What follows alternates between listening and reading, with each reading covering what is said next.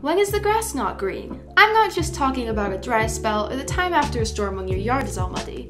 The fact is, the grass is not green all the time, but it also is green all the time.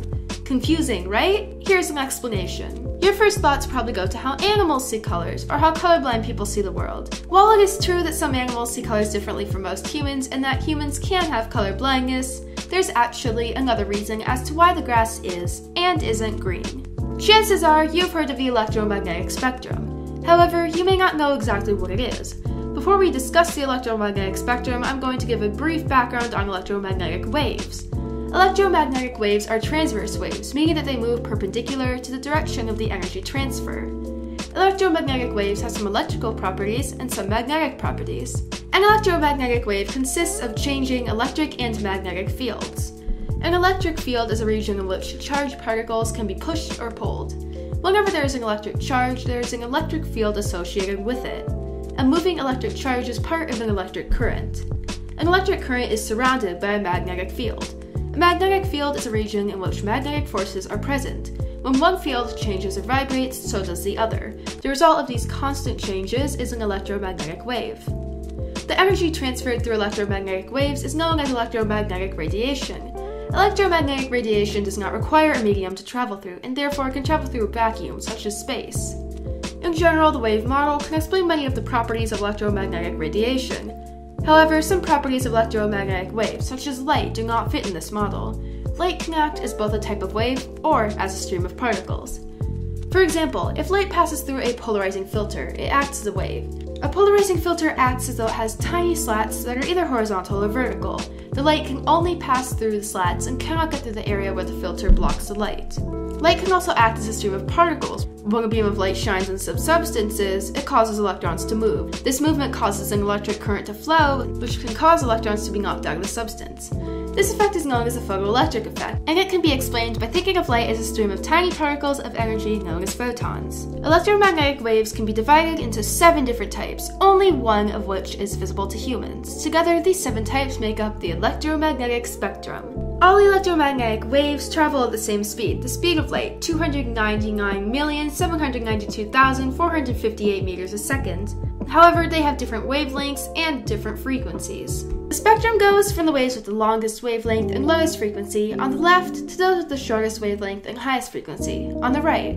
The further right on the spectrum, the higher the energy, and the more harmful to humans. As the spectrum moves from left to right, the hertz increases. Hertz is a unit of frequency that is equal to 1 cycle per second.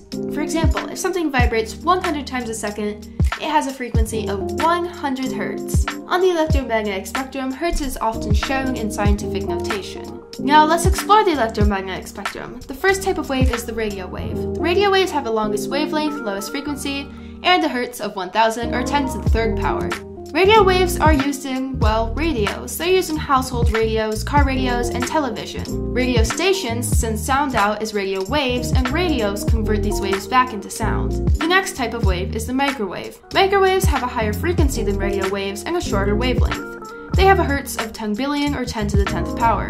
They're most commonly used in microwave ovens and to transmit cellular telephone messages. Infrared rays have an even higher frequency. They have a shorter wavelength, have a hertz of 10 to the 13th power, and are used in toaster ovens and electric stoves. Infrared rays are often used to produce a thermogram. Up next is visible light, the only type of light visible to humans. Every different wavelength of visible light has a different color, from red to orange to yellow to green to blue to indigo to a vivid violet. Visible light has a higher frequency and a shorter wavelength than infrared rays, and it has a hertz of 10 to the 14th power. Ultraviolet rays have a frequency even higher than visible light and have a wavelength that is too short to see. They have a hertz of 10 to the 16th power. Many insects can see ultraviolet light. The sun releases ultraviolet rays, and these rays are what cause your skin to tan. The next type of wave is the X-ray. These have a higher frequency and shorter wavelength than ultraviolet rays. They have a hertz of 10 to the 18th power. X-rays are most famous for their use in X-ray film, and that is used to make images of bones inside the body. However, precautions must be taken when making X-ray images because too much exposure to X-rays can cause cancer. Gamma rays have the highest frequencies and shortest wavelength of the electromagnetic spectrum. They have a hertz of 10 to the 21st power, and they have the highest energy of the electromagnetic spectrum. Many radioactive substances contain high amounts of gamma rays. Due to their penetrating ability, Gamma rays can cause serious illness, including cancer. However, when in a controlled environment, they can also be used to kill cancer cells. So, to answer the question from the beginning of the video, the grass is not green when being viewed in another part of the electromagnetic spectrum. To us, the world is limited to the small part of the spectrum that we as humans can see. There is an entire spectrum of energy that we cannot see. However, with the help of machines, we can see to some extent the energy emitted by certain objects. Who knows what technological advancements will allow us to do with the electromagnetic spectrum? Groundbreaking discoveries are happening all the time. Anyways, that's about it for this video. Thanks for watching.